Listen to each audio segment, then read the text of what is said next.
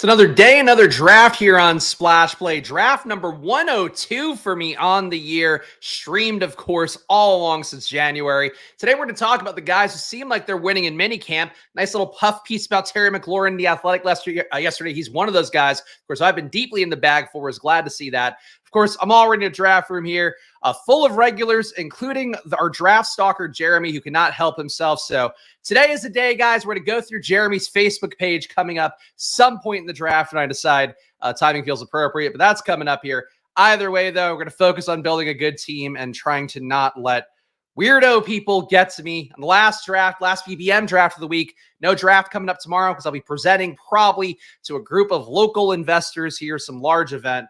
I'm going to be very tired to be doing. Starts at 8:30 in the morning. And if you can gather from me doing a stream at 11 a.m., I'm not a morning person generally. So we will persevere. This draft room, though, Jamar Chase going at 3, Tyreek at 4. Interesting start along with CD at the 101. That happens enough, though. It's nothing too crazy there. Morning, GMs. Tyler's 10 is up. What's good? And my stock is up along with Adams. I appreciate that. Guys whose stock is up in this top group, really the only one I feel like you could say would be stock up. Christian McCaffrey getting the Madden cover. If we want to give his Q rating stock, that's okay. I'd say Justin Jefferson getting the big payday would be one guy I would say stock probably up, along with the fact that Sam Darnold looks good. QB1 heading into training camp is Sam Darnold, though that is when Kevin O'Connell has said the competition will really begin. So we'll see if old JJ McCarthy can dig out. But does seem, in this spot, all right, in the 10 hole, see what we have. Puka Nacua right here seems like a solid pick to take at number 10, though 9.6 ADP on him. We're not really getting that big of a discount taking him at pick 10. More GMs indeed. CMC stock down, Madden curse. Madden curse hasn't been a thing for a while now. I feel like we've now seen the sample size start to level out enough that would be a pretty decent thing. So I don't know. I think to me, CMC getting the shine, getting the new contract, I would say for him, stock up relatively, though the fact that he hasn't been going too hard in camp. I know you could drive a guy's stock up in that situation. The guy at the 12 takes Marvin Harrison. So the dream of a Puka Nacua, Marvin Harrison, week 17 loaded start will not go off today. It takes Harrison and Nico. So weird moves in the 12 hole. A little bit of a reach, though players certainly justifiable enough with their talent levels. A really big RB pocket here, which I just don't want to do. I'm low on Jahmyr Gibbs. I can make it be a share today. We're not doing Zero RB Friday tomorrow, so maybe it might be fun to get a wide receiver here as well. I'll give somebody the big discount on Jahmyr Gibbs if they want to take it. Chris Olave coming down, and Puka Nacua, Chris Olave start. Don't think that's the most unique in the world with where the ADPs are, but for me, it's not a combo I've gotten a ton of, so we'll do it today. Puka Nacua, Chris Olave. Live for a real Zero RB start. So we're not going to have our favorite holiday, Zero RB Friday, coming up tomorrow, but we'll persevere as we always do. All right. See if anybody else interesting on the board is doing. I also think at this point, again, given the fact that the guy in the 11 hole can't stop drafting with me, then coming up within the next 10 minutes, we are going to do a roast of his Facebook page. And I really don't want to look at his face because I don't like he's really going to be everything that you expected from our guy, Jeremy. And I'm not going to say our guy, from the person I really don't like who creeps me out, Jeremy in the 11 hole. Going to go through his Facebook page in a little bit here as punishment for the fact that he could not avoid being in every draft room with me after being in 44 BBMs last year and countless DraftKings tournaments. So that's coming up in a little bit on the channel. No, poor Jeremy in terms of like, he seems like a bit of a loser, though he does seem to own a slushy shop in Ohio. So this is how it's got to go. You invade my personal space. Unfortunately, personal space is going to get invaded today. Getting Devontae Adams back at 34 would have been pretty nice. Doesn't happen ever, but would have been nice to get for that New Orleans, Las Vegas combo. Somebody was talking to me in the comments yesterday about wanting to take Chris Olave, and I think it might have been Best Ball Guy who does some streams. I taken Chris Olave and Devontae Adams at the turn. I feel like I see Adams go enough in this 27 to 30 range that I probably wouldn't want to make that. But I guess if you did reach for Adams and Olave at the turn, maybe you get a shot at a week 17 banger. Maybe you get a shot at those guys being a little bit undervalued. Adams has been a wide receiver one in the past, a first round guy in the past. And Olave year 3 for him. QB stability there with no Taysom Hill QB snaps seemingly at all in minicamp so far, and OTAs. Seems like you get more stability there for Olave, and then no Michael Thomas as well. So I guess you could make that bet of Olave and Adams at the 1-2 turn. That's a pretty big reach for me. I don't know. I'm willing to reach for some stuff I believe in. Maybe you could talk me into it. Smoothies over slushies. Yeah, I mean, well, I think this is a boozy slushy place from what I saw. But again, stay tuned for that one. Again, we got to lay the law down here. It's an act of war to continue to keep doing the thing that I really requested kindly at first and then less kindly as we've gone to continue doing it. So that's going to be, that's the game that we'll play here. The game of cat and mouse that we have to do. Though I'm hoping he didn't get rid of the bikini pics of his girlfriend because I thought that was going to be really important here. That was going to be an important part of the content coming up as I'm scrolling through a Facebook page. Might have been prepared for me to not be able to leer, though I saw his hot girlfriend. No, Ohio hot, to be clear. Ohio hot. Boozy slushy is fun. Yes, I agree. I did boozy slushies in Miami where they had like one of those places in the trashier part. That said, gonna be real here. I like boozy slushies. A little bit trash baggy, I would say. A little bit of a fall on Michael Pittman, which is probably the only way I would be interested in doing this. So let's take Michael Pittman here at pick 32.9 ADP. We're taking him at pick 34. So I think a little more unique here. We have Puka Nacua, Michael Pittman. Would have been nice to get a Giant with this. No, never mind. The Rams don't play the Giants. They play the Jets. In week 16, that is. This fucking guy, Jeremy, does the same fucking moves every time. Josh Allen, gotta take Josh Allen in every draft. Worked out really well last year. I don't care at this point. So no. And if it's on a Facebook page that's public, sorry. Been pretty clear. 0030 here. I mean, I think it's just fun to get the McBride correlation. Not really a fall for Jalen Hurts at this point. I think McBride's the pick.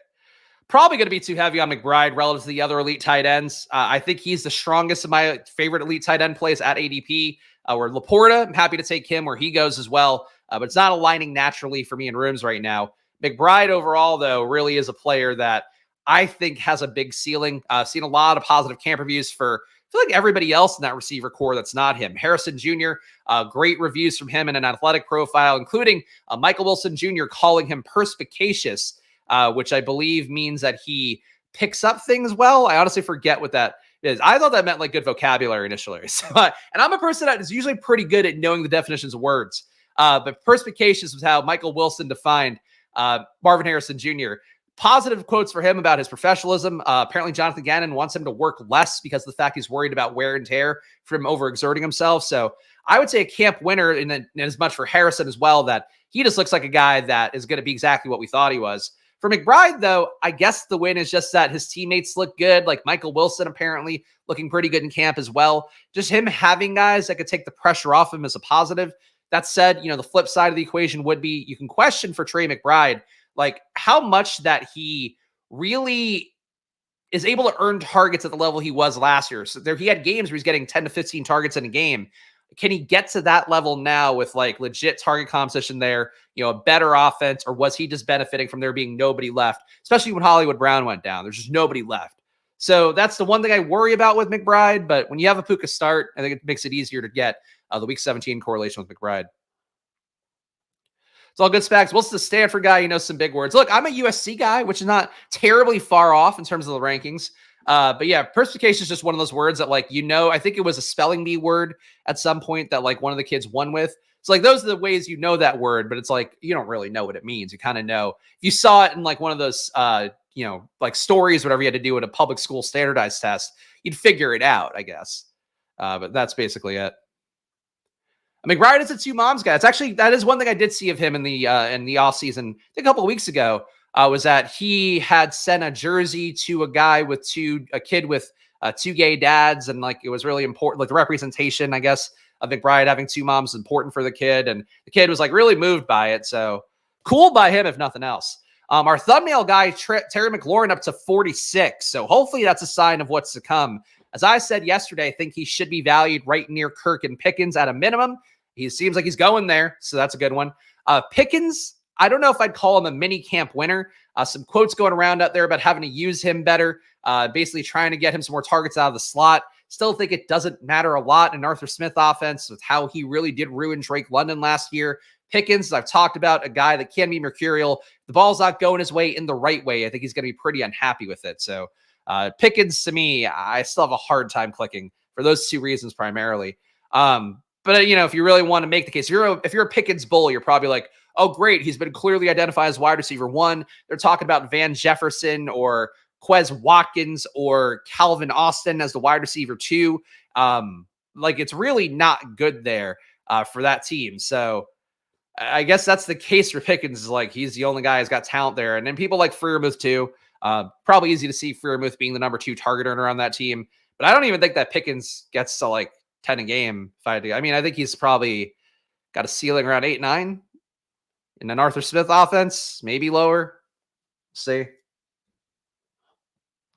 Always deliver, my dude. Always thank you. I appreciate that. It's very kind to hear from one of our regulars, OG1 Kenobi. How about Deontay Johnson? Homie going to be a menace. Mark these words. It seemed like he had a touchdown grab from Bryce. He's open for a contract extension, but it doesn't seem like Carolina wants to do it. All right, so we have a 0-0-3-1 here. The pick is pretty obvious. I guess this is going to be our last BBM for me of the week, potentially. So we're going to go AR at this point at pick 58. A little bit of a discount. Don't think he would make it back to me necessarily around the bend. So let's put the jersey on for AR one more time.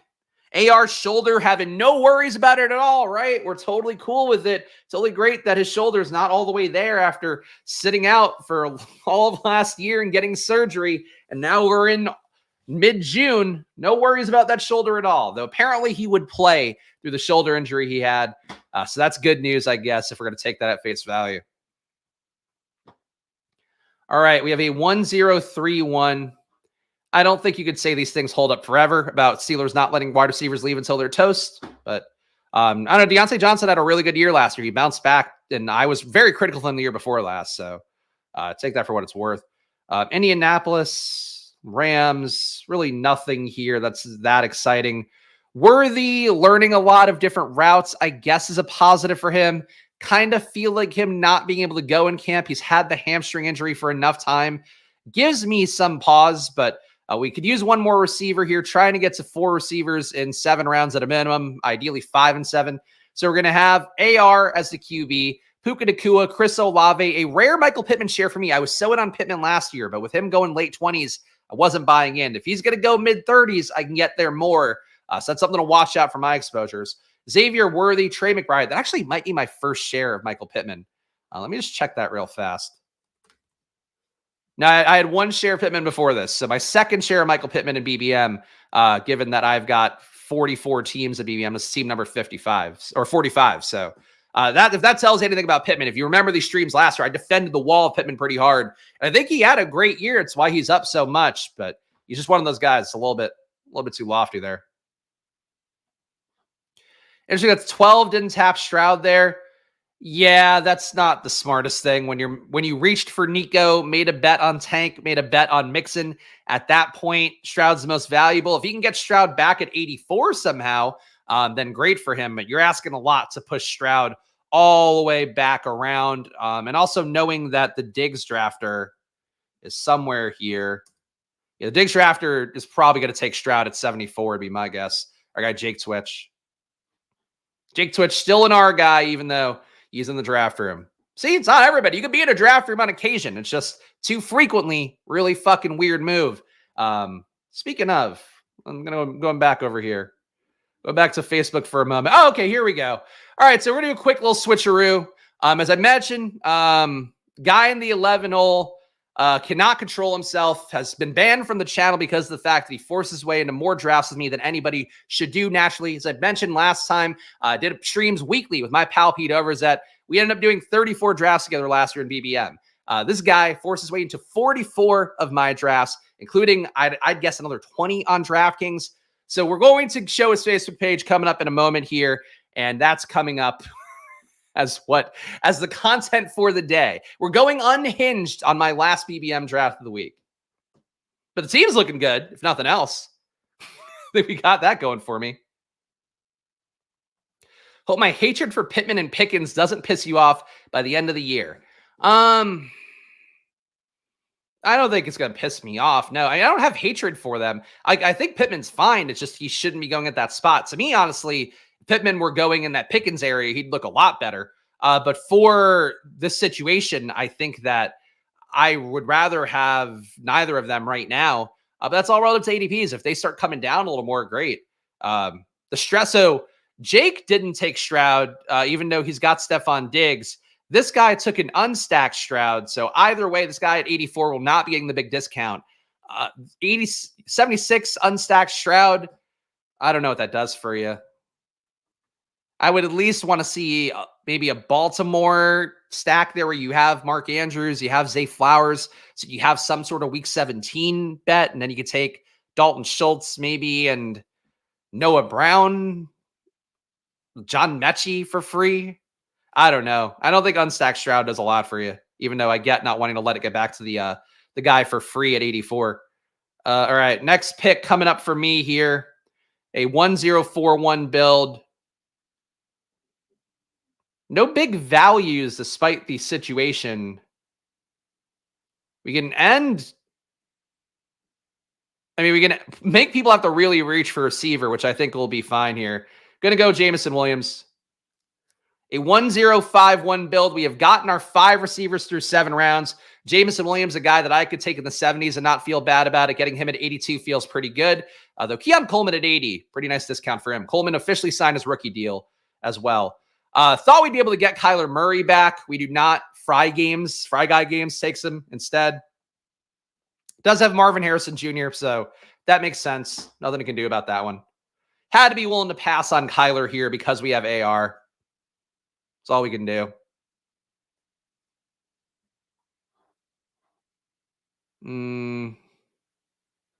All right. Pick coming up here. Might be the time to break the RB fast. So the news, Jonathan Brooks, I would say a loser. Thought it would be hard for him to go for training camp, but there was enough, the team saying it, him saying that I was willing to buy in. Think Brooks is going for a little bit of a dip coming up. So that's just, saying that out loud. Zamir White, a guy I'm not getting a lot of. I do take more DeAndre Swift. Zamir White, not the most talented. I worry a little bit that having Dylan Labe at the mix at all is just going to be a concern point where Labe, legit talented, is picking up the offense fast, might already have a third down pass role, which Zamir White not having. He's not the greatest pass catcher, but he is a guy that if you give him 3 targets a game, it's at least going to add some value to his overall outlook. I think those are my concern points for Zamir, but Antonio Pierce is like a trust guy. I think he trusts Zamir, gave him a lot of work at the end of last year. It's a team that we know wants to run a good amount, no matter what the situation. So that's how that goes. Jersey's on. Love to see it. There you go. Yeah, that's how you know. That's how you know right away. I don't have to put it in the thumbnail. This is officially an AR draft. I think Zamir gets there through air anyways. Don't love his talent. It's more just having anything that props up your floor and gives you more of a ceiling, more access to a ceiling, I think is what I would be hoping for Zamir White. So having Dylan Labe already in the mix, taking some pass downs, he's going to be really good in the pass game. It's the one thing that jumps out. And I mentioned it, and now it's a common trope, but mentioned it when I first looked at his numbers, when I saw him, for the limited sample that we had from the Sports Info Solutions data, because he played at New Hampshire, and that's unfortunately low enough competition that you're not getting full data there. But the numbers that he did in the pass game in just 1 game or 2 game sample size was insane. So the fact he's getting on the field now and you lose that opportunity at all for Zamir, I think that's really, you're hoping he can Mike Davis his way to a good year, I think is really it. You can still do it with touchdowns, but how many touchdowns do you expect the Raiders to have? And then you also have 2 legit pass game red zone threats with Adams, with Brock Bowers, who's great in the red zone. That's something that hurts Zamir as well. And Mike Mayer too. Mike Mayer, we're good friends. Mike Mayer and I talk about his red zone work all the time, but he's a good red zone tight end too. Just didn't get a chance to show it last year. So I think that's really my concern for Zamir is you lose the pass game role. You have guys around you that could be maybe a higher pass rate over expectation offense in the red zone. That hurts Zamir the most. His athletic profile is good though. So he's got that going for him.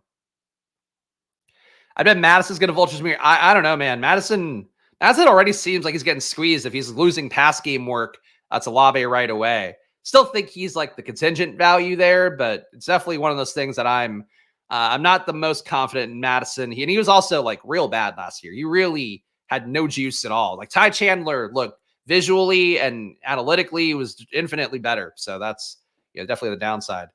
Thought we'd have a shot at Brock Bowers at 106, given how he's fallen in some rooms, but he goes here. It's this guy at 93 who also takes Njoku. I would watch out for this move because this is definitely one that I've now seen, I think, 4 times in drafts within the last week. I actually pointed out yesterday, I was like, another Bowers and Njoku.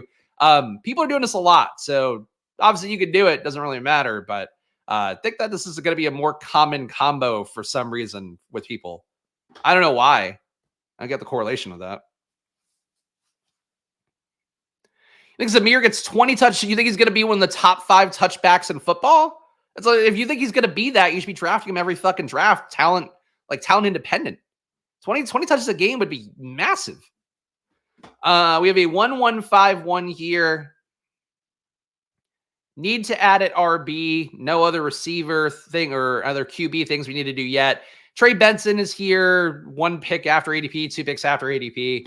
We'll take him. More of a James Conner guy, but we have our bet on Arizona. Sans Kyler Murray. We have Trey McBride. We have Trey Benson. Let's give the team a read. It's a 1-2-5-1 build. For our next pick comes up, we have Anthony Richardson, Zamir White, Trey Benson, Puka Nacua, Chris Olave, Michael Pittman. Happy to take him in the mid-30s more than I am in the late 20s. Xavier Worthy, Jamison Williams, Trey McBride at tight end. So we got the elite tight end, got some Arizona Rams stuff, maybe a Matthew Stafford team, even though it's not the most exciting thing in the world. And another year of age for Stafford. Never the most fun thing with his back injuries, that history of back injuries and issues. What up, PPR star? Okay, what's up, PPR star? Indeed, shout out that. I appreciate the energy, even though I don't know. I don't know about being PPR star or who's PPR star. White over Deuce Vaughn. Which White are we talking here? I mean, anybody over Deuce Vaughn. So yes, I guess would still be the answer to that. A little bit of reach for Blake Corum at 109. That's not the kind of move that seems the most logical to me, but that's okay. A.D. Mitchell, I was going to say, probably should come down in drafts. Fucking Jeremy, just an idiot who's sniping me again, as always, but he should probably come down in drafts. I was going to try to push him. What a fucking asshole. All right, we're going to go to Jeremy's Facebook page next because he's such a fucking piece of shit. Jeremy, take the fucking hit. I know you're watching the stream obsessively. Stop being a fucking weirdo for once in your life. Anyway, here's Jeremy, our guy Jeremy, who can't stop stalking me. So now we're going to return the favor and stalk him right back. You can see here the kind of genius we're dealing with, working on the assembly line incorrectly spelled. This is also the face here. He has a self-branded hat. Is the guy we're dealing with here saying the icon. I've had the name Spags for a while now, and I got to tell you, for better or worse, the Spags name, a lot more valuable in the streets. I don't have a self-branded hat, so I'm just going to say right now, unfucking believable. This fucking face, like, I hate his rosy alcoholic face. I want to slap it real bad. This is fucking something that really drives me nuts. Definitely looks like he has an ankle monitor. Well, we'll see. And he's the owner-manager at Slushed Up 2.0. Is the slushy place that we talked about. Post things like this. Girls that say bruh. Oh, women are manly when they say bruh. Really innovative stuff, Jeremy. You fucking Ohio dipshit. Sorry to people in Ohio. We're going to be mean to Ohio, though. Honestly, seems nice. Slushed Up seems nice. Seems like it's a partnership, in fact, with his gal, Tiffany here. Tiffany's all set to serve you. So nothing says true love more like serving alcoholic slushies to a bunch of similarly fucking redneck-looking dumb shits in Ohio at your slushy place. I'm sure the rum runner, though, really fucking date rape central. It's probably Slush 2.0 is. I presume this is him in the slushy costume. I would fucking run him over in my car if I could in this costume and laugh about it hysterically. That's what I would do. Great engagement as well. It's like me on Twitter right now is our guy Jeremy, the stalker in the 11 hole. Let's get to this stuff, though. Like, let's do the thing we have to do. Also, okay, Mai Tai is here. Vodka orange cream. The white trash special. The white fucking trash special. Look, if I'm getting harassed, I'm harassing back. That's just the fucking rule here. We've reached the breaking point where it's not stopping. We got to go. Here we go. Ohio 10s, it's slushed up. You want to go? Hey, if you are in Ohio right now and you want to go sexually harass an innocent worker of a slushy place as revenge for somebody annoying a streamer in a best ball draft, here you go, fellas. Here you go. Here we go. Don't worry. I still have the tab up on the other screen. We still have another fucking 7 picks, guys. But this is where we are in the world. We've done our job here. We've pushed him back. Yes, I am. I would say with 60 plus drafts in a year, more this year. Yes, I am. This is revenge for me having to fucking deal with this shit. Fucking stop, or it's going to get weirder, is my promise. So, Jeremy, you fucking hear me, you red-faced dildo. Stop fucking being weird. That's all I'm going to say. I would love to block him. I don't think it's a chick with the mustache. Look, again, Ohio 10. I think we're gonna be real here. The bell of slushed up, I would say. Completely lost it. Legendary. Look, we're all going to agree to disagree here. Shows off the rails. This is what happens when you're streaming 5 days a week and people are just making it less enjoyable for you. That's what it fundamentally is. On the clock, though, guys, Josh Downs goes the pick before me. God forbid. The fucking red-faced dildo has to take Adonai Mitchell. This guy's got to take Josh Downs. I'm ready to look up his Facebook page, but it's not happening yet.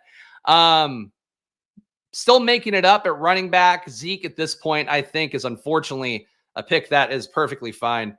Zeke, come on down. You are my RB4.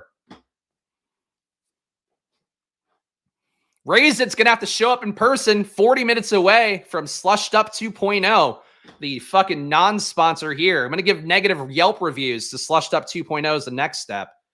We can't stop fucking being weird. Fucking A. Fucking A. 1-4-5-1 build here.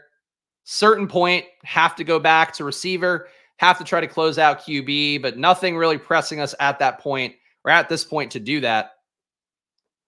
1-4-5-1.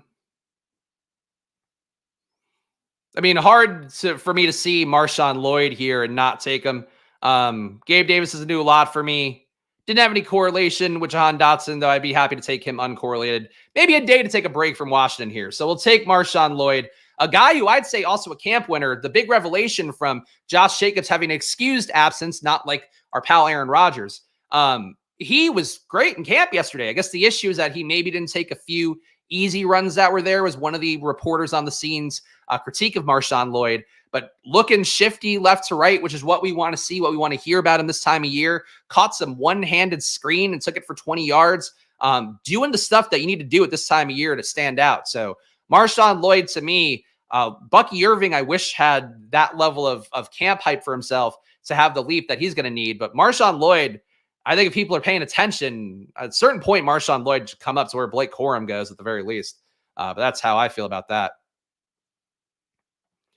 Oh, good. Slushed Up is in another state and 3 hours away. Ohio's a dirty, ugly state. It is. The photo of and no respect to our Ohio. I know we have other people live in Ohio, but for the sake of this one stream, we're going to be mean to Ohio because we have to be mean to people. We're going to be fucking weird with us. I would say that photo of like, what is it? Imagine me and you. It's like a meme pic of imagine me and you falling in love in the Midwest. And it's like just a bunch of gas stations and fast food places. That was my experience driving through Cleveland. Like Cleveland, to me, besides having a cop that pulled me over when I was driving cross country from New York to California the first time I moved out west, I guess, well, the second time I moved out west, but the first time I moved out west and then didn't move back. Basically, like, was this cop pulled me over. It was really nice, really friendly because I didn't have my lights on right because I had just gotten my car, didn't know how to get the lights, the height, whatever fucking the regular lights were. I just had the running lights on. So, like, pulled me over. It's totally nice as I had my dogs going nuts in the back seat. And I really remember thinking at the time period being like, I think if I were a different race, this might have gone differently.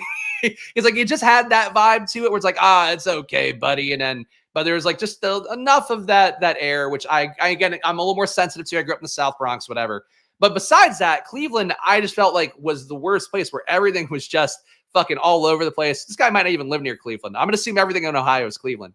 But just fucking spread out, like strip mall-y at best kind of stuff, but really a lot of gas stations, a lot of fast food.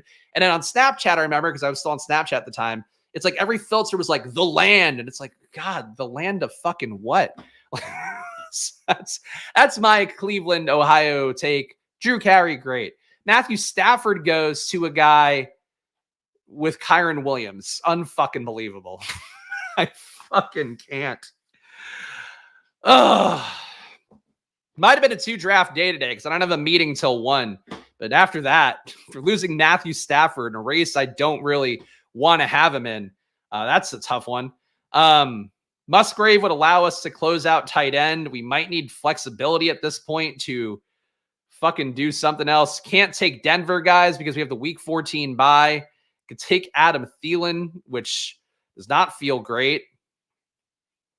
Good God. I'm going to take Luke Musgrave here. Really all went to shit for me getting sniped on the Colts. Holy fuck. Luke Musgrave, though, is tight end 2 for this team. All right, how do we salvage at fucking QB?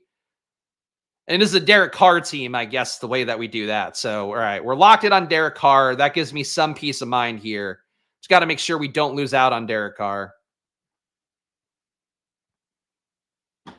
Unbelievable. Wonder if me putting up another sick draft will be on lulls. I hope so. I hope they cover it at great length. I had something to say and I just completely left my brain.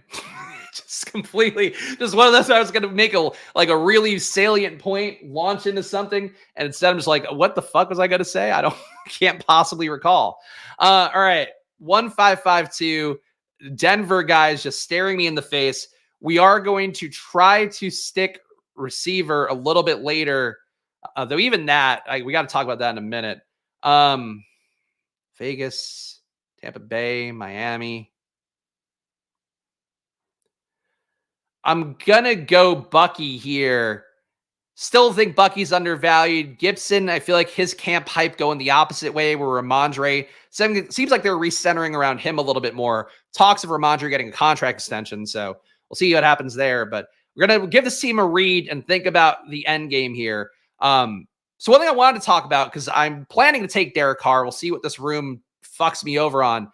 It seems like A.T. Perry got really harsh fucking quotes from Dennis Allen. He's given really harsh quotes about everybody, but it's made it seem like A.T. Perry is not ready for prime time. The starting team so far has been Olave, Rashid Shaheed, and Cedric Wilson operating out of the slot.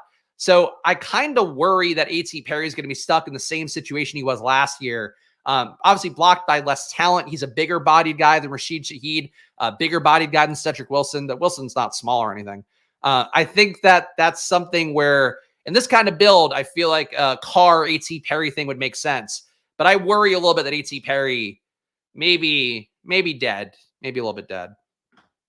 I mean, well, not dead. Dead's not right. But maybe not as appealing as he should be for a guy who was like analytically a killer last year.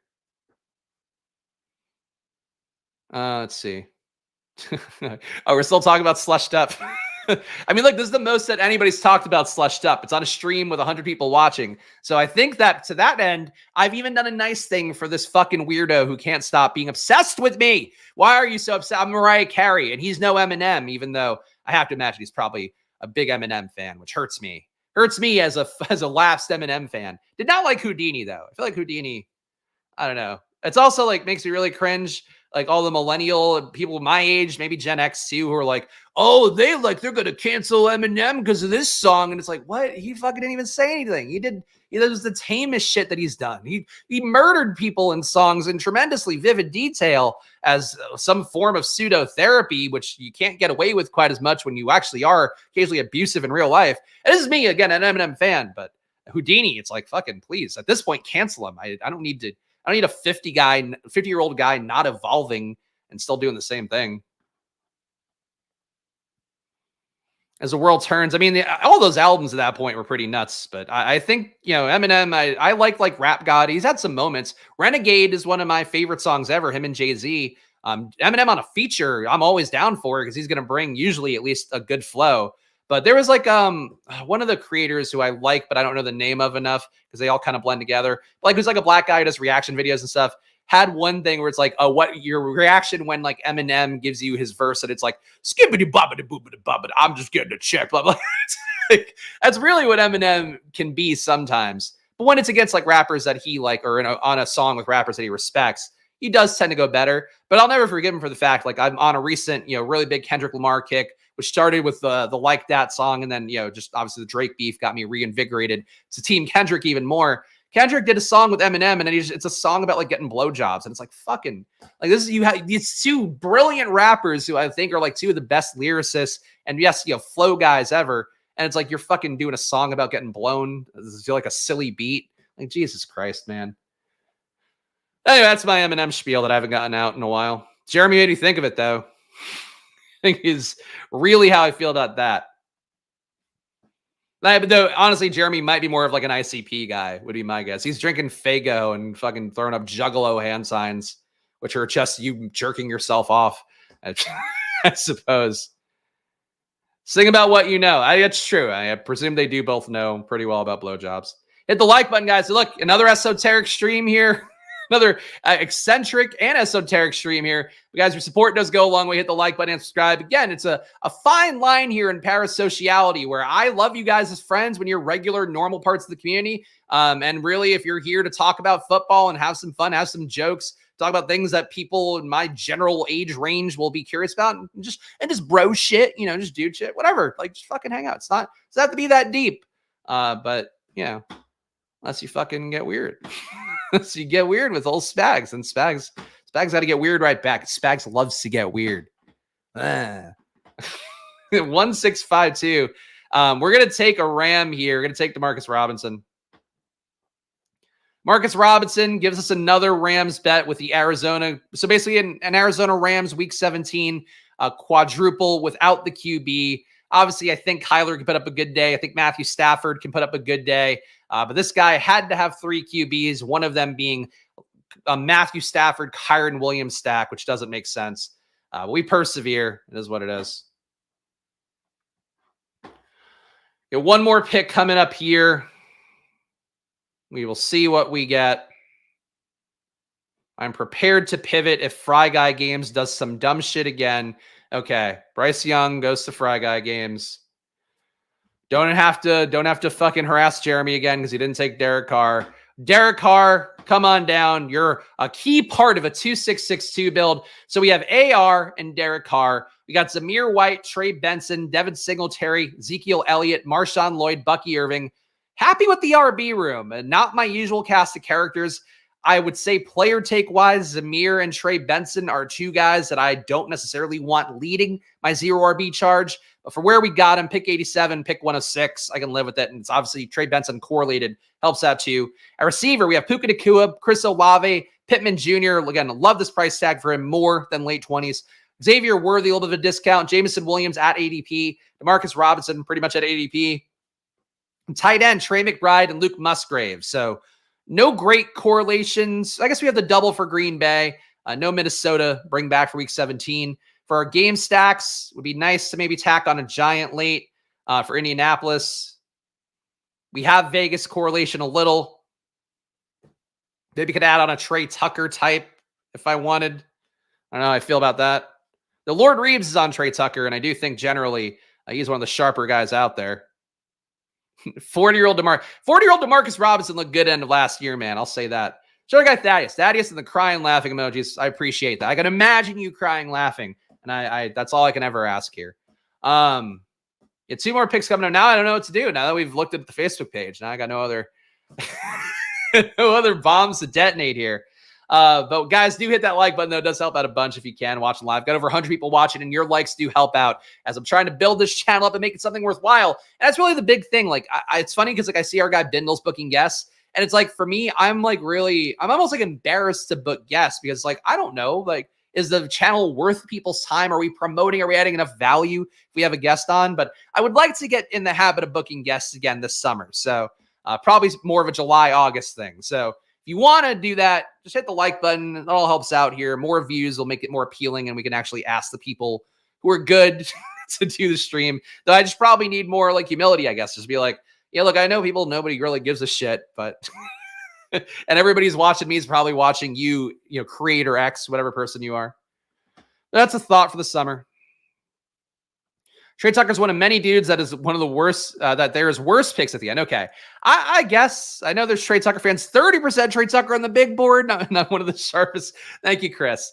Always appreciate a fellow Chris here. And also Chris, by the way, crushing an engagement for Best Ball on Twitter, which I didn't know. Shout out Chris Mazzoni, one of our newest signups here. But yeah, I think that for Trey Tucker, the issue to me is like, I don't think Jacoby Myers is going to get there. So I don't know how Trey Tucker is going to get there. The 12 personnel stuff too is like not good for Trey Tucker. That's probably keeping him, to top, 20 routes is going to be the max there. So that's sort of where I would say my concern point would be for Trey Tucker, but I get it. Like I get having some enthusiasm for him, big play upside, theoretically better QB play though. Minshew was awful throwing deep balls last year. And I don't know that O'Connell's any world beater there either. It's basically how that goes. All right, we got our 2 picks coming up here, and we'll go into the closing spiel. We talk about Zamir White again. Everybody just wants to talk Zamir White. Adam in particular wants to talk Zamir White, who I guess is the lone Georgia player that you don't actually like that much. Though I would say if you think that he's going to get 20 touches a game, you probably like him a decent amount would be my guess, because I don't think that he's going to get 20 touches a game. And I think he's perfectly okay. All right, we got picks coming up here. Try to land the plane. Could use some more at receiver. 2662 build. Maybe 2 receiver picks coming up. All right, Jalen Hyatt here. So we get our Indianapolis bring back. Hyatt, again, with the starting team right now, that it is because of Slayton being banged up. And I don't know. He was holding out and he's also banged up. But Slayton is probably ahead of Hyatt, but I still think Hyatt's worth the Flyers. I think they are deeply invested in getting Wandale, who had a really good camp day yesterday, I think. It was either yesterday or the day before. Had a really good camp day recently, did Wandale. I think that all these guys, I don't know. I kind of like the Giants. I just worry about the Daniel Jones part, where if he plays more than half the snaps, he's going to then be a guy that is running up against contract guarantees that are going to maybe make the team not want to keep playing him. But if he's playing well and he's feeding 3 young alpha receivers enough to do well, Daniel Jones probably doesn't lose the starting job. So I guess that'd be the trade-off of those things. But drafting any Evan Hull, no, I would never was, and now it's a Trey Sermon team, so I don't think that would be the wisest move. Pearson said he wants to get running backs 20 touches, not specifically Zamir. 2672 here. I mean, at this point, I don't know. I feel like Cedric Wilson is kind of interesting just because of the fact that like nobody drafts him. We have a bet on New Orleans. Let's do that. We're going to take Cedric Wilson instead of a Trey Tucker and instead of A.T. Perry, who I do like. A.T. Perry, as I've mentioned a few times on stream, had over a 1 flat EPA last year. So it's really a talented player. We have a 2682 build here. We have AR and Derek Carr. So I will say for Derek Carr, being able to get him in the 180s and not really having to worry about it besides just idiots in a draft room is pretty nice when you do have Olave. Zamir White, Trey Benson, Devin Singletary, Ezekiel Elliott, Marshawn Lloyd, and Bucky Irving. So another Giants correlation with Singletary. So kind of have an Indianapolis game stack, even though we did get sniped on A.D. Mitchell and Josh Downs. We got Puka Nacua, Chris Olave, Pittman Jr., Xavier Worthy, Jamison Williams, DeMarcus Robinson, Jalen Hyatt, and a rare pick of Cedric Wilson, who I have to guess is under 5% picked. And Trey McBride, Luke Musgrave is tight end. That is the team. And guys, I think you should hit the like and subscribe, but I think you should also come with me into this other draft room. We're doing one more. We're not doing a stream tomorrow, so we'll do one more on here. And I snuck by Weirdo Jeremy. Thank fucking God. So we're in a pristine draft room. We'll see what happens in this one. Guys, if you enjoy 2 drafts on here, make sure to hit the like button and subscribe. Your support goes a long way, as I mentioned earlier. Trying to build the channel up, trying to make it so this channel is something worthwhile, both as a business and also to have other people on to add more value in that way. So hit the like and subscribe, and then more things to come, including a second draft here. And actually, let's update the banner. Draft number 103 on the year. Oh, boy. Stream draft number 103, which means absolutely nothing is a number. It's like being 41. We're crushing it. Hell yeah, let's go. And A.T. Perry is Shakir on the Saints. You could not be comparing 2 completely different players. With A.T. Perry, a big-bodied boundary guy. Shakir, a smaller, light slot guy. Just analytically, they're both very sound, I guess. But besides that, I don't think there's much to compare.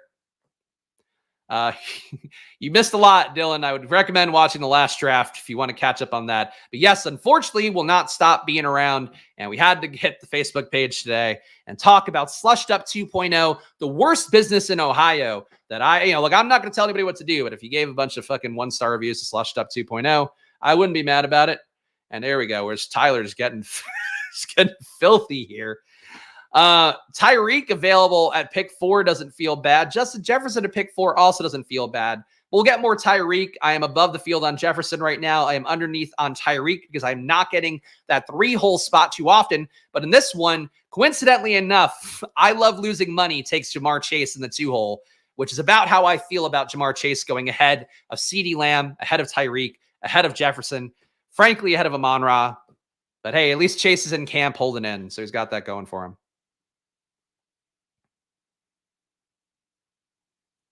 Fake out. This is how we got to keep my draft portfolio pristine. I don't want anybody in my fucking pods. People don't get that. So you got to sneak around, make it tough. Hey, Spaggy, I've decided that if Mr. Poopy Butthole wins BBM, I want to invest $50K into Probably. Ooh-wee, this guy over here is putting out quality content while busting ass on Probably. Thank you, Mr. Poopy Butthole, who has been the belle of the Twitter ball recently. I guess people are joking about Mr. Poopy Butthole's name, but I've been familiar with it for a while. He's been a regular on Splash Play, as you just saw, a paying customer. So I appreciate that. It's very kind of you, especially with the prize pool coming down. Thought our guy Fareed was going to invest $50K in Probably too, but unfortunately he did not come to the table. I don't even think Fareed is like on this planet right now. I think he's just enjoying the spoils of the situation, which you're very much entitled to do when you have the big $3 million win that our guy Fareed Shaheed had last year. Yes, they are. Yes, both A.T. Perry and Shakir are super efficient with limited volume. That is true. That is true. If you aren't in on Spags, Jaden Tay take, you are a fool. Thank you. Thank you, my Tay. It's Terry McLaurin Tay now. Who else is a minicamp winner in this early part of a draft? I think Bijan, I would say a minicamp winner, comparing himself to CMC usage. I think not the most reliable coach speak, according to the Coach Speak Index for Raheem Morris, based on the limited sample of him being a coach before, and now obviously him stepping into the role in Atlanta. But it does seem like he's also said they want to give Bijan the ball as many ways as possible. I don't know, maybe not a great thing for Tyler Algier. I guess if you want to worry about the flip side of that, maybe becomes more pure contingent value. It's part of why I'm not taking a ton of Algier this year. But I do think the signal for Bijan's been good. I don't think the signal for Jahmyr Gibbs has been that good that should be going to pick 8. As I've said a few times, to me, like Breece Hall should be down a little bit because of the fact that you do have Braylon Allen having a great camp there and a lot of signal from the team to give Breece less work. For Gibbs, it's just you have David Montgomery there doing the exact same thing. I think if Gibbs is going more in this range, it'd be a lot better. For my teams and how I view it, I would rather have Achane over Gibbs. I honestly, relative to ADPs right now, 10 times out of 10. I don't take, like a crazy amount of Achane, but I'm over the field on him. To me, like, I think that Achane's a steal, Kyron's a steal. Gibbs is a great player, but like he's got like one of the biggest blockers right now in football is standing in his way for getting his ceiling production. David Montgomery's going to be a trusted, goal line back. Gibbs is never going to be that kind of back. Just not what he's capable of physically, talent portfolio wise, and all that. Whereas Bindles counting his bundles. I hope he is counting his bundles too. Great fucking patio or a balcony for Bindles I saw on the stream that he did with Neil Orfield. So shout out to Bindles. Things are working out for him. All right. What can we do here? Waddle's gone, so the Miami double is not an option. Achane would be fine. Debo at ADP doesn't excite me the most. Evans at ADP, same thing. I'm just going to take Achane here. Definitely possible to scoop Achane back around the bend, but I just don't think he's making it 6 picks through these guys. And I guess I should have let the canary in the coal mine of I love losing money. See if he would have taken Devon Achane, and then I would have known, like, he's taking Achane, and he loves losing money. And could connect the dots there. But instead, we'll take Achane at 21 for the Miami correlation, which I don't think that was necessarily the best move. But it depends on what we got to pick 28. Got Kyron at 37 yesterday. Wow, that's a nice little pick. Kyron falling down. I've seen that happen a few times. I think the furthest I've seen Kyron fall in a room is 40 for somebody screenshots, not for me personally. I think that's honestly getting him anywhere past 35, I feel pretty good about. But really now, you're capable of getting Kyron with some Arizona stacks, which I think is also fun. All right, thanks Obama going in the 3 hole. Honestly, 2 picks coming up that I'd be happy to have. So I'm cool with this window that we're going to land on here. All right. So Moore and Diggs, both fine by me. Kyron, I don't really feel like this is a bimodal RB day, even though I'm happy to get Kyron whenever I can. DJ Moore, Diggs. I like Diggs more. I need more Diggs. All right. I'm going to go Diggs here. See what we get on the way back. Maybe something that makes me feel better about Diggs coming up at 45 and 52 will be the hope. But that's the bet we're going to make is on Diggs. Obviously, DJ Moore there. To me, those plays are pretty close. I would just have a slight preference for Diggs. I think Diggs' true price tag should be, honestly, early 20s if Nico's going to go, 15 to 20. And I still think Diggs, to me, the ceiling with him and Nico is not that dissimilar, especially per game. Gibbs is more of a goal line back than Achane, I feel like. I don't think that's true at all. Gibbs is smaller. And Achane's already gotten goal line work, and Gibbs is not. So, inherently, those are two things that should tell you which one's a goal line back and which one's not. Mostert's getting the first crack, but I don't. Again, we're also talking about the difference here of 13 picks, which does matter in the early parts of a draft. Tank over Diggs. I don't see it personally. I mean, Diggs has been the best target per route run guy for his entire career. Even Nico having his best year ever, getting 28% target per route run. Diggs is still at 28.5%. So I just think fundamentally that's, different offense. Obviously, these guys are all going to cut into each other, but you're probably looking at 25% target per route run for Diggs. I would say 22 to 25 for Nico, and then 20 to 22 for Tank would be my guess. Maybe Tank gets a little more targets because he's running less routes, but it's not like they're going to take Diggs off the field to keep Tank on. Tank's going to be in there for 3 wide receiver stuff, but I don't think there's going to be a lot of times where that's the case. Could be wrong, though. Your bet's as valid as mine. If you're making a Houston bet, I think you're still sharp because that's ultimately the thing to me is CJ Stroud's in position to have his best year ever. The people are too down on Diggs because he didn't do. He's a fucking guy that hates teams when he hates teams, and he hated Buffalo at the end of last year, and he stopped showing up and stopped doing the work and stopped being a part of the team. Was being selfish from training camp on. You remember when he missed training camp last year unexcused? That was just what Diggs was doing. So hopefully he's got good vibes and an ascendant offense this year, and that's the bet. Playing indoors will help everybody, but that certainly will help too. Definitely Tank over Diggs. Look, you guys aren't giving an unpopular take is one thing I would say. I think that standing up for Diggs, obviously ADPs right now support Diggs over Tank, but I think that people are more enthusiastic to grab Tank. It's kind of like what we talk about with a Pittman AR thing where people are, or even a Jaden Terry McLaurin thing where people are oh, I'm willing to take the QB and take the back half of that stack. I think people are really excited to take Tank at a slightly cheaper ADP. They're not enthused to take Stephon Diggs. Even that, I would say a decreased ADP for him from where he should be. But oh my God, Matthew Stafford at 40? It's got to be a little star method error, you would think. Jump free. No bueno. Yeah, there we go. Step father's ahead of the curve here.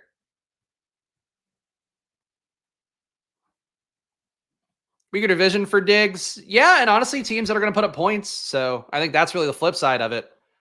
McLaurin at 42. So 46 last draft, 42 this draft. A little bit of a nutso room so far, given that we got Stafford going at 40.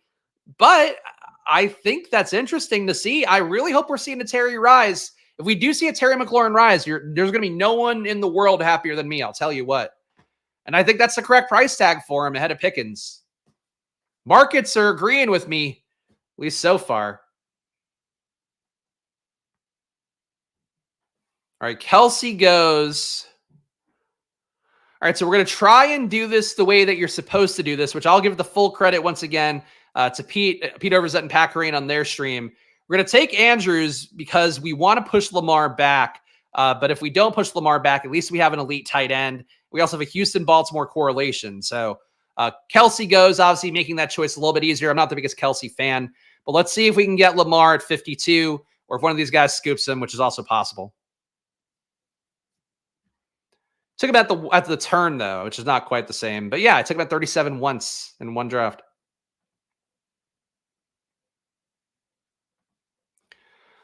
Stroud could pick any slot receiver in the NFL and talk with Parson and pick Tank. You don't think that's maybe a little bit him trying to prop up his guy like teammates do and coaches do at this time of year, especially?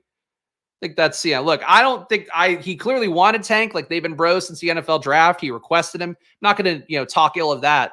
But like, Diggs is still like a great fucking receiver. I think people really forget that just because you're bad for a back half of season at a time period where the OC changes, teams not feeding you the same, like, he's still one of the best receivers in football. I would say, but you can disagree. That's what the point of this is. We're not all supposed to fucking see the same things all the time. Shout out Paul B, though. Paul B's on a regular for a while. So, hey, Paul, welcome to the family. Mwah, mwah, mwah. Kisses for Paul B. Now that you've joined, you get access to a VIP Discord. You get 10 team reviews a month from me, and you get my rankings as well. So you, too, can draft Terry McLaurin wherever you please. But welcome to the family, Mark. And thank you for joining, supporting the show. We're close to 100, guys. Really, if you care about round numbers, I think a great time to hit the join button down below and get all those perks just talked about. VIP badge. Official squirter now. Boy, am I relieved. That's what squirting will do for you. That's what we always say. All right. Thanks, Obama. Soaking up the clock. Thinking about it. Hopefully won't time out on Lamar. Come on, dude. Okay, woo. Really fucking made me sweat that. All right, so 9-pick discount on Lamar. Once again, taking Andrews first does work. The issue is now we've got 3 deviations in the first 5 rounds here, so that's going to be maybe a little bit tough to dig out of. But a 1-1-2-1 build. We have Lamar. We have Devon Achane. We have Tyreek Hill, Stephon Diggs, Mark Andrews. That's the team so far. So going to have to make it up a receiver, but I'm happy with the top 2 receivers. Again, I am more of a Diggs believer. That's how it goes. Team fucks. Thank you. Thank you, stepfathers. Gibbs is bigger than Achane, but I don't think that's... fucking shut up, Adam. I don't think that's true, but maybe taller. He's not... Achane's like built. Gibbs is relatively svelte, but that's the end of the conversation. I don't really care that much. Team ceiling is insane. There we go. Hey, look. This is what happens. Just give me a clean room, and I'll fucking I'll put up my Dukes. Hey, let me at him. I'll do a fucking 1920s boxing style where for some reason they kept rotating their hands like this. Just cover your face, guys. One thing people don't do. I remember when Barstool had the its first boxing thing, and my guy Tex was in one of it. He was an intern on the podcast I had, the Tinder-based podcast that I had, and also just like a good friend. And you just block your fucking face. It's rule number 1 of fighting, guys. If you ever get in a fight, if you as an adult man out there, for some reason have to get into fisticuffs, probably because you're at Slushed Up 2.0 and the trash bag's there, you've had a few too many fucking vodka orange creams or whatever bullshit. Cover your face. Cover your face. I did put on the hat and do the voice, Paul. Don't miss it. This is your chance. My life changed ever since I started squirting. That's what they say. You got to put down tarps everywhere. It's the move.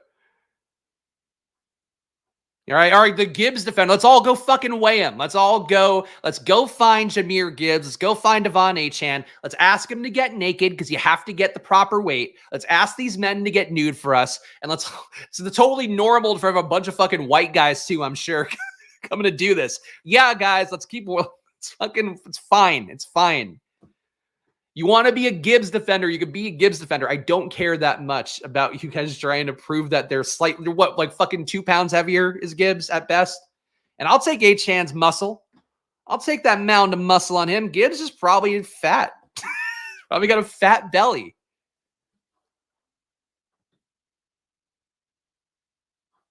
Yeah, the good bit for the chat. Of course, Tyler supports nude weigh-ins for science. Gentlemen, for science, can you please get nude? I'm not buying your Google results.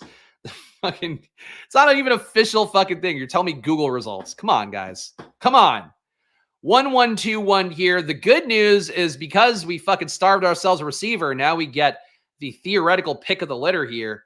All right, Houston plays KC in week 16, so Worthy could make sense. Do worry a little bit about Worthy, and I think we can maybe do something more fun on top of this. So I'm going to go Calvin Ridley here. Calvin Ridley, I know maybe you guys aren't the biggest on him. I think he's a safer pick when you're a little bit thinner at receiver, have to get a good wide receiver 3 in. So I prefer him to Worthy in this build. There was a logic to take Worthy, though, so if you want to defend that case, you can. But I'm taking Ridley, and we'll see what we get on the way back. Thought we might have optionality for what we could do on the way back, but Brian Thomas goes, so that's going to kill the optionality a little bit. Yeah, Jakarta. Defend me in the chat, Jakarta. I don't want it. There we go. Benny with the appropriate take there, which I agree with. Okay. I agree with the thing that agrees with me. What a shocker here on Splash Play. All right, a 1-1-3-1 here. We're getting the Tennessee double on top. So I think this is a good floor combo. I also think there's a ceiling here to hit. So you may disagree. We're definitely live for a late Levis stack, but I like a later QB with a guy as early as we took Lamar here, even with the 9-pick discount. So a 1-1-4-1 build. We've got Lamar, Devon Achane, Tyreek Hill, Stephon Diggs, Calvin Ridley, DeAndre Hopkins, and Mark Andrews. So could maybe take some Cleveland guys later, I suppose, if we want more Miami bringbacks for that. Still could take Tua, though I'm happy to not take Tua in this build, given that we really have just bets on Tyreek and Achane having outlier years. So that's how this looks so far. We'll see if we can stick the landing. Love this team. I appreciate that. It's funny, like yesterday's video, I thought we drafted like a pretty good team. Wasn't anything like too wild to me. One person was like, which I appreciate the comment. One person was like, best team ever. And like, I was like, okay, thank you for that. And somebody was like, this is an awful team. Like, fucking what? Like, that shouldn't be possible in best ball for people to feel that way. But it's been a week of unique drafts. I'll give people that. But this draft is probably the cleanest one that I think it's hard to argue with its merits so far. Love the love and the wide receivers of the cannon. Also, I think Jaden, our guy Jaden here, was asking before about Josh Jacobs. I didn't see the exact quote. I'm going to read the chat, but that's a funny one, or is it? So Jaden was asking about Josh Jacobs. I think Jacobs is a fine play. I think he's been a good team leader, which is going to sound dumb, but like that matters. Like the quotes from him have been very nice from his teammates talking about that. For a young team, having that vet there can matter. That said, Marshawn Lloyd has like legit infinitely more juice than Josh Jacobs. So that's the risk point. If Jacobs misses any time, I think they could realize like, holy shit, we just need to give Lloyd more touches. And no matter what, as I've said enough times, I think Lloyd is a Tyjae Spears to Jacobs Derrick Henry, where like Lloyd's going to have a role no matter what. So that's the downside for Jacobs. But at his ADP, like he's got 2 touchdown upside. I think his worst case is being David Montgomery. So you could pay that price tag, in the 50s. In the 30s, maybe feels a little bit less good. He's not quite Derrick Henry in terms of controlling the backfield. In the 50s, though, I think you're a perfectly fine pick. No way to know what a good team is until after the season anyway. Just build correlated bets at appropriate ADPs. Yes, that's, I think a bad team to me, or what would jump out as a bad team, is like bad draft capital usage, like the buckets being misaligned where you took too many early RBs, didn't take enough receivers early, but then didn't add volume. Those would be the things I would say are a bad build, or one where you're just reaching for Matthew Stafford to pick 40. That guy does seem to have stabilized, thankfully for himself. Like those are the things that are bad drafts, but stuff where it's like, oh, I don't like the players you got. People who hate Jaden think I haven't put up a single good draft this year, I'm sure. And it's like, he, to me, is the most important player to draft. If you don't see that, then, sure, you're entitled to believe what you want. And we have a 1-1-4-1 here. Real tier break at receiver. A little bit of a discount on Zamir in this room. Chicago, we got nothing to bet on. Let's take DeAndre Swift. Just don't need another share of Zamir. Cincinnati didn't have anything. I guess I could have taken Cincinnati. I could have gone Zach Moss. I'll spare you the logic on why. Actually, no, I won't spare you. It is an important thing to talk about. So if I had taken Zach Moss there, Cincinnati plays Cleveland week 16. Cleveland plays Miami week 17. So I could have taken a Cleveland player and had a double correlation for it. Instead, we're taking Swift, and I don't know what I'm hoping with this, but we'll see what we get on the way back. I like Swift, though, for what it's worth, probably more than the market does. I had him at one point in the 70s. I think we can come down on him now because of some concern of him. In particular, losing workload, I think, to Khalil Herbert is what I'd worry about. Herbert's been involved enough with the first team that's maybe not the best thing. Swift, they paid, though, to be, paid him like he's going to be a star back. And they've said nice things about him. But there is still a shot that he could be a Miles Sanders type that just got paid more than he probably deserved. Caleb and Kmet. Oh, interesting thought. It's not where I'm going, but I see where you're going with it. So here's what I was hoping would happen. We got a little mini Chicago Seattle thing.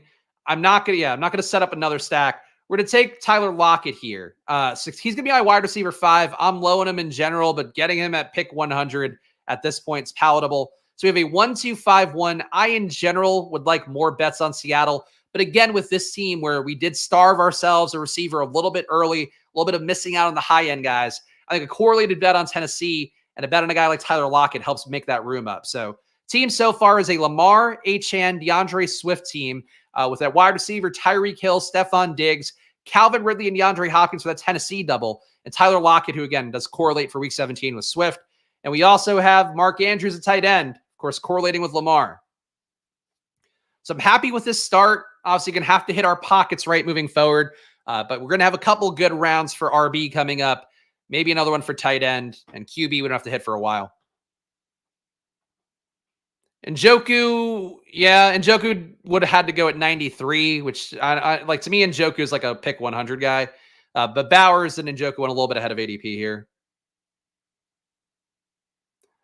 Spags, I'll be hitting some drafting here soon. We send our results on Twitter/X. I prefer on Discord if you can, just like because that's a little bit easier to keep track of everything and I could hit them all in batches. But Twitter at Chris Spags is fine. I don't have Instagram right now because the account team will not get back to me on my fucking fucked up Instagram. That I like. I don't know what the fuck is the deal, but it's insane. It's supposed to be 1 day to review. It's now been like 3 weeks and I cannot get my Instagram back, which sucks. I can't post for Father's Day. I can't reap the benefits on Sunday. Bullshit. Any thought of Daniels there? There's always thoughts of Daniels, I would say. But I think in this build and in general for me, like I'm at 50% Daniels right now. It's just got to come down. So he's always in play. I think he's undervalued. Anywhere past 100 is just stupid to not have Daniels going. But not every draft I can get him, unfortunately. Just kind of here show the team. I feel like a whore, but let's give the team a read just for Lupu Dupu. We have a 1-2-5-1. We got Lamar at QB, Devon Achane, and DeAndre Swift. A little bit of a discount for Swift, a little bit of a reach for Achane. Tyreek Hill, Stephon Diggs, Calvin Ridley, big discount for Ridley, little discount for Hopkins, little discount for Lockett. And then we got Andrews. We forced the big discount on Lamar to pair him with Andrews. So I'm happy with the team so far, but we'll see what these next few rounds give us, of course. And the other issue too, GA, it's a GA's question for taking Lamar and Jaden to week 14 buys, which is going to be always a tough thing to navigate around, even though I've done it enough times. And then, add on a third QB late, ideally. Definitely don't want to do it too often if we can avoid it. Jaden goes 112. If Jaden's going 112 in your room, just scoop him up. This guy's team is still going to be fucked because taking Stafford accidentally at pick 40, but at least his QB room is good. And I don't know, maybe Jaden is worth pick 40 and Stafford's worth pick 112 would be his hope. If I use the Best Ball Hub for Fantasy Life, I've used it before. I'm not using it currently. I have enough of an eye to track my exposures, but the Fantasy Life Best Ball Hub is the best free tool out there, I would say. Spike Week's got good stuff as well, which I've used before. I don't have a partnership with either of them. Otherwise, I'd promote them more. But if you want to check the stuff, I think the Best Ball Hub being free would probably be the one that I would do. But Spike Week, good guys. If you want to support them, no issue with that as well. 1-2-5-1 build here.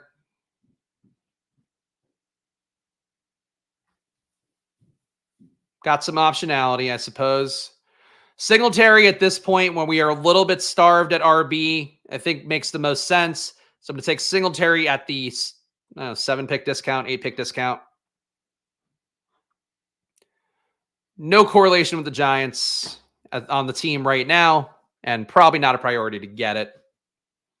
But Singletary as an RB3 in this room, I think allows us to get closer to a 5 RB room. Maybe even 4, depending where we take our next RB. I see 2 picks on the board I'd be happy with. 1 I'd be happy with pushing for a much longer time period. I want not to spoil it. Sun 007 goes Gabe Davis. I love losing money. It just writes itself. I love losing money. Takes Blake Corum. Corum getting some nice chatter from Sean McVay. Though, nothing out of the blue. Like nothing really out of pocket like that. All right, so Caleb at this point is kind of interesting. I think Schultz is probably the most interesting pick for this team, though. I think it does give us 2 tight ends on bye week 14. Jerome Ford gives us some more correlation with Miami, and then that correlation again with that we didn't get with Cincinnati. So I think this is a Jerome Ford team, and I think we might be done at 4. You could also make the case for Tua. I'm going to push Tua and see if he comes back to me much later on. It's the Waddle drafter. Now, the Waddle drafter is going to take Tua at some point, you would think. But with me having Lamar, I don't think Tua is a must-have, especially with the double we have. Like, I'd rather have Levis later on. Let's go back. I fucking hate when it does the Control F on the top part. There we go. Tracy getting first team. What? You're talking Eric Gray's getting first team reps. Singletary's also. I don't think that's a thing. I personally haven't seen that, but if it is a thing, I don't think you're seeing a whole lot. Tracy is the guy believing the most out of everybody, but Eric Gray got work first. Singletary got work first. Maybe them all being in the mix. You want to make a bet on whoever you can, but I think it's. I don't think it's Tyrone Tracy Copium personally. To me, he's a guy that should be in the 200s, much in the lower part of the 200s. I love losing money as a team. We need to roast the end of the stream, por favor. Maybe. I don't know. I'm not really a roast guy. Not a roast guy. Hear more talk about Corum than I do Bigsby. Yeah, because people want Corum to be a thing and people don't want Bigsby to be a thing. At a certain point, you got to recognize like what the industry is, which a lot of it is just wish casting people's own player hopes and dreams. Even for me, where like I challenge my own takes and stuff, I still get like I do the work and I kind of land on this is what I want to be heavy on. And as things move around over the course of the summer, I'll try to adjust and try to pick up some more when the puzzle changes and you get more information. But ultimately, everything in fantasy is just like people repeating the shit that they want to hear. And in particular with fantasy, like a lot of times these days, it's people repeating shit they know is going to get engagement from you guys, whether it be them want to be the contrarian one or want to just say a populist take like Dontavian Wicks is so fucking sick, man. What a great pick. And that just becomes a thing that people parrot back to get the fucking echo chamber going. So if that's your way of drafting is going, I've heard a lot more about Blake Corum than Tank Bigsby, then I think you're doing yourself a disservice. But whatevs. Tracy went undrafted in my room earlier this and Tracy getting first team kicking unit reps, though it seems like a lot of RBs are getting the kick return reps this year. So I don't know, like that's really one of those that I would say for keeping an eye on is that I don't know how it helps everybody out, but RBs that are returning, especially like mid-tier 0 RB kind of RBs that are returning kicks, there's enough of them out there now that it's probably worth a boost. Enough special teams coaches as well have talked about like, I think they expect there to be touchdowns this year. So you're going to be potentially having a few points. I wouldn't chase like the shitty players who are going to be returning kicks, the guys who are, for free, unless they correlate or something. And then maybe that's your tiebreaker. But if it's a thing where it's like Austin Eckler is returning kicks right now, returning punts, I think they tried Brian Robinson as well, which is hilarious for the Commanders to return kicks. I don't know. Maybe that's something that could be a little bit more worth paying attention to. Caleb Williams goes 139 in this draft, which I presume is just a case of Chicago drafters not wanting to add on to that bet. We have a 1-4-5-1 here. Correlation-wise, there's nothing need to go out of my way to get. Could corner the market on Cleveland, Miami, week 17, but I don't know that I want to do that either. Let's go and get Burton here. So Burton gives me, again, that Cincinnati bet with Cleveland for week 16. Also opens me up to Denver guys late, which at this point, we're still saving ourselves from Will Levis, given that we had the Tennessee double. There's really no Jacksonville players in this range to take. So that's how this is going for me. Kick return, if return is like a run play now, and most of them you'd expect to be returned. So it's definitely a play that I don't expect there to be a lot of touchdowns, but you're probably going to see, I don't know, like one a week might be too much. Like 1 a month, 2 a month. I don't know. I don't know that math's going to math. Sleeper tight ends this year, Jatavian, drafted in rookie draft. I think Jatavian's a fine one. In general, late tight end to me, Dulcich maybe still alive, though he's got to get on the field. He's not been practicing in Denver, ended their minicamp one day early because Sean Payton felt good about that. Fance is still the one I think has the biggest breakout potential late. If you count Sinnott as a late tight end, he's probably my favorite guy in terms of like pick 150 on. Who else would we look at? Jonnu, I do like. Just getting a share of that Miami offense feels pretty good. I don't want to just keep naming everybody. Conklin, people like. I'm not that into. Really late, Parkinson / Davis Allen getting a share of that, the Rams offense. And Jelani Woods is now playable late. But it's still a thing where he's competing with 4 other tight ends. So he's got to like win out a little there. All right. So we got a Cincinnati guy. Quentin Johnston's still here. Rico Dowdle's still here. I think I'm going to go Rico and just be done. Actually, fuck. Might not be done in RB. Should be done, but might not be done. But a 10-pick discount almost on Rico is a little tempting to close out the RB room. Don't have to get our QB yet. Kirk Cousins is still floating around, so I'm not terribly worried about that. We have a 1-5-6-1 build right now. We got Lamar at QB, Devon Achane, DeAndre Swift, Devin Singletary, Jerome Ford, and Rico Dowdle. We got Tyreek Hill, Stephon Diggs, Calvin Ridley, DeAndre Hopkins, Tyler Lockett, and Jermaine Burton, who I'm low on so far. I think his biggest upside is if Higgins doesn't play at all or Higgins tanks the year. I don't take Higgins very much, so I probably should take a little bit of Jermaine Burton just because I think Higgins has a lot of outs that involve him fucking this year up pretty bad for a team that's kind of dicked him around. Mark Andrews is my tight end as well for the team, so that's that. Talk about Mayer. You can still take shots at Mayer. I mean, Mayer is a 12 personnel guy. I wouldn't get rid of him or anything. The hope is that the Raiders are going to play more 2 tight end sets. And they've said as much, and that was my initial thought when they drafted Bowers as highly as they did, is they probably want to keep guys out there for blocking optionality and then guys who can also catch passes. Even though, neither Mayer nor Bowers like a world beater as a blocker, that's how I think a team can make it work. So like Mayer's not dead, but Bowers obviously is a pick of the current regime, which, Mayer is now not. And then also he's a guy that is just like his talent level's higher, even though Mayer was a beast at Notre Dame, no matter what people want to say about him now. What's the knock on Chig? His first 2 years were solid. If Will Levis takes a jump, so should Chig. Chig has never been able to get there when there's like 2 target earners going. His biggest days came even when like Treylon Burks was out. So like when you have Hopkins there, when you add in Calvin Ridley, you also add in Tyler Boyd, who's a guy that's not great, but does take away some target share. It's a lot of guys that all of a sudden make a guy like Chig, who's never been a great target earner himself, he's just not likely to hit that ceiling. He could benefit from the entire pass game ceiling being raised, but he's got 2 alphas there now. For whatever you think of Ridley and Hopkins, like they have a great coach to take advantage of what they have left in the tank, and they both have been alpha target earners. So, and Boyd too. Is more of a target earner than Chig is by a wide margin.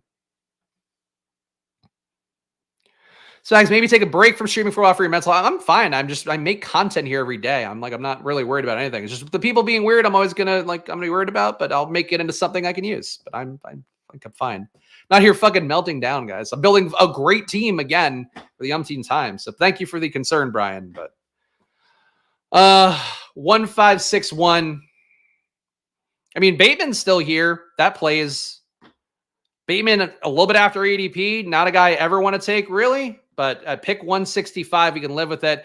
I do prefer Tez for cheaper late, but you got to get some Bateman because that's our bets. So we have this 1-5-7-1 build. We'll see what we do with this next pick. Could make the case to end the Levis thing just out of the fear that somebody will blindly take him to set up their backdoor stack or some shit.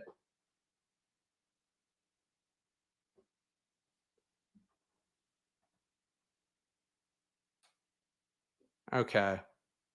There's so many QBs on the board that I kind of feel like we don't have to take one here necessarily. But maybe if I just get it out of the way, it'll set up something else interesting for me. Maybe a third QB. So let's take Levis now. So we have a 2-5-7-1 build. We have Lamar and Will Levis as our QBs. Again, Levis 9 picks out of ADP, but we got to wait for around the wrap. So nothing too crazy there. Devon Achane, DeAndre Swift, Devin Singletary, Jerome Ford, and Rico Dowdle. I think the room is done. Could add a luxury 6th RB on, though, because I don't feel bad about anywhere else on this team. We have Tyreek Hill, Stephon Diggs, Calvin Ridley, DeAndre Hopkins, Tyler Lockett, Jermaine Burton, and Rashad Bateman, and a tight end Mark Andrews. So we have the Mark Andrews-Lamar duo for cheaper than it usually gets. It's really the biggest highlight of this room, but everything works together. Some week 17 correlation. I'm happy with the team. I have the team. No point in risking pushing Levis here. There was nothing on the board, and that is really the tiebreaker to me, where if there was some pick that was falling and it's like, fuck, maybe I can get Levis at 189, I would take the shot perhaps. But with there being nothing that I really needed, didn't have to do it. And again, we see the room taking the QBs out of the way now anyway. RBs, they'll have a chunk of the pass. We're talking about Tennessee. Yeah, it's true. I don't know if it's ever going to be as big as the coaches make it out to be, where they're really talking about, Tony Pollard and Tyjae Spears like they're going to be both Christian McCaffrey attacking linebackers and such in pass coverage. But they've definitely been enough signal there that those guys are probably getting you maybe combined 8 targets to 10 targets a game, would be guess. I know Billy's a good data guy, so maybe he has a projection for it. But if I had to guess, those two combined, Pollard and Tyjae, maybe that's a ceiling, but like 8 to 10 targets between those two. Then you're probably looking at 8 and 8 for Hopkins and Ridley, somewhere in that range. And then another 5 to 8 for Boyd. And then that's basically all of Levis's dropbacks. Obviously, you got to have a little bit of buffer for the random guys amidst that.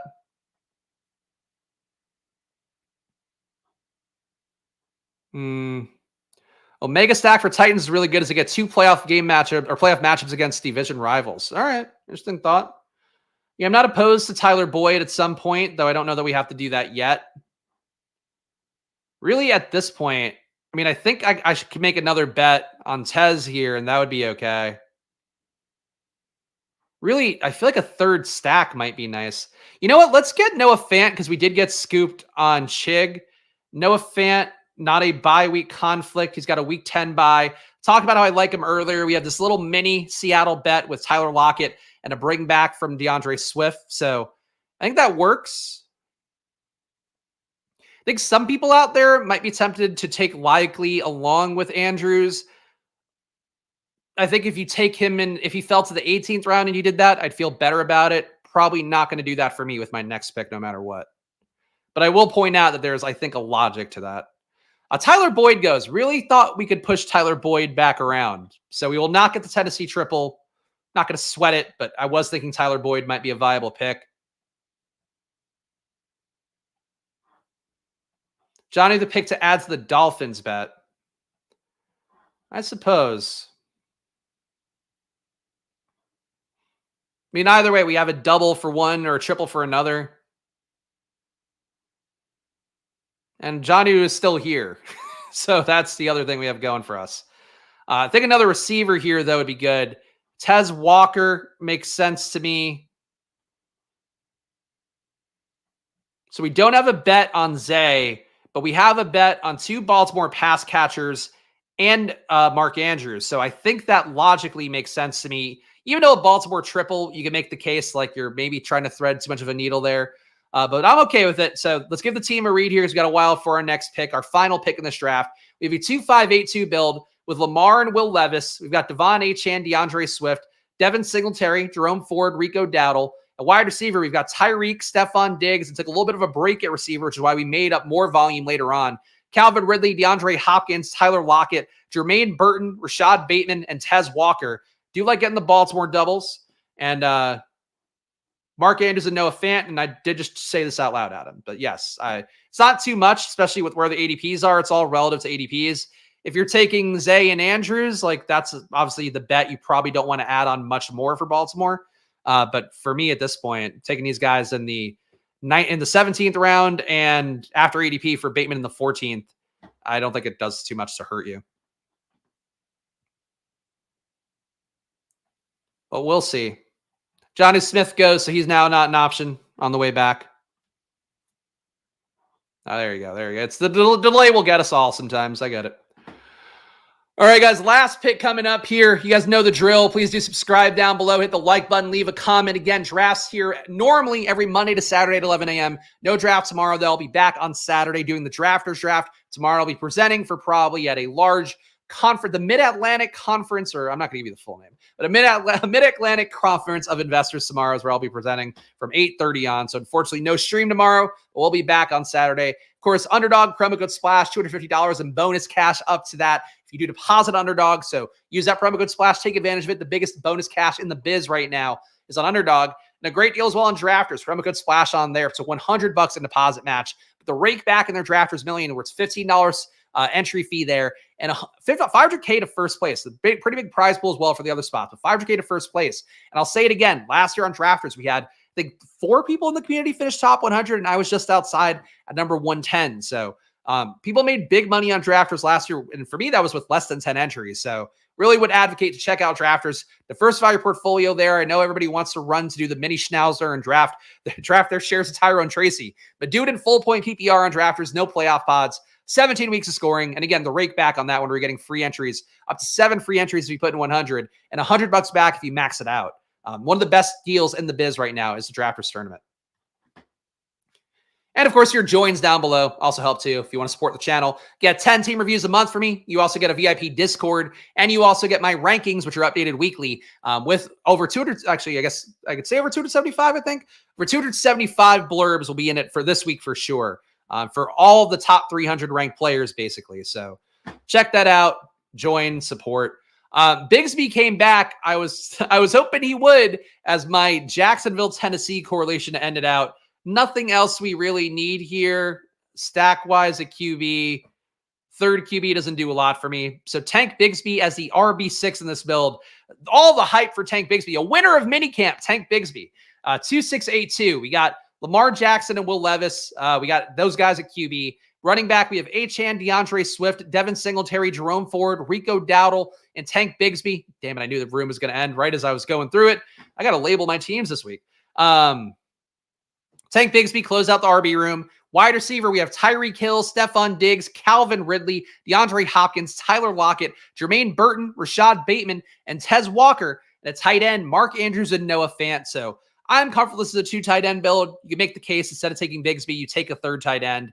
But I like the bets in this team. I like the correlation, like the stacks that we have for Lamar and Levis. I think this is a good team. You guys can tell me how you feel about it in the comments. But again, hit that like button down below. Ready to give the promo code for Underdogs. Check that out. Probably is my baby as well. Again, a great time to sign up. And our deal is going to be ending for the yearly 50% off. It's going to be ending at the end of this week. So now's the time if you want to save money and get a year worth of probably data for under $100. Get it in time for football season, obviously with ample time for football season, but also with baseball going on, WNBA, soccer, NBA finals for whatever's left. My poor Luca, my precious Luca, can't defend anybody. And poor fat Brian Windhorse shitting all over him. But go please and check out Probably. Promo code SPLASH at probably.com/subscribe for half off a month or a year. And the year ends on this weekend is when it's going to end. Stochastic 2, get DFS tools if you're playing the US Open stuff. Lots of great tournaments on DraftKings for that. Sims tools, data, all of it's 15% off with the promo code SPLASH. Check the link in the description as well. And thank you to all these fine folks that we put on the show. We have to add Paul B onto this one, but we could add you too if you hit that join button down below for $4.99 a month. 10 team reviews, VIP Discord, and my weekly updated rankings. Again, over 275 blurbs will be in the most recent one we give out this weekend. So hard work goes on there, but I do the best I can to make that valuable. And it's always a promise here on Splash Play. So subscribe, hit the like button, all of that. Here's my Chiron one more time. 4-time BBM and DK Millie fine. Whoa, who you've been watching. It's like the undercover boss. Whoa, this whole time I've been good at best ball, and you thought I was just an idiot. Please join me on Saturday. Enjoy your tomorrow. Sure, Liam will somebody will have a stream if you want to do that. Miss you guys, but I'll see you on Saturday. And wish me luck, I guess. But I'll see you then. Bye-bye.